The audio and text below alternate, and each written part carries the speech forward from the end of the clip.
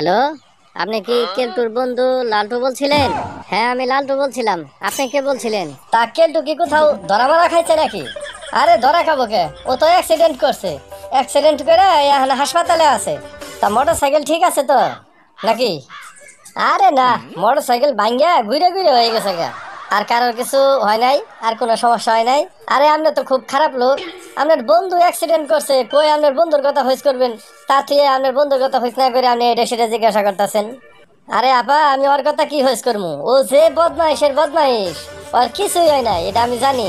ও এর আগেও 3বার অ্যাক্সিডেন্ট করছিল। মোটর সাইকেল ভাঙ্গা ঘুরে ঘুরে হয়ে যা, অন্য অন্য মানুষ মরে যায়। ওই হারামজাদা কিচ্ছুই হয় না। আপনি ঠিকই কইছেন, দুইজন মানুষ মরা মরা অবস্থা। মোটর সাইকেলটা ভেঙে গেছে গা, আর আপনার বন্ধুর কিছুই হয় নাই। তাই এখন ওই বদমাইশটা কি করতেছে কন্ত দেখি? ও শুয়ে শুয়ে আপেল খাইতেছে। ও যে জায়গায় আছে ওই ঘরের মধ্যে আটকায় রাখেন। ওর আশেপাশে কারোর যাবার দিয়েন না। এই কেন কেন এর আটকায় রাখবো কে?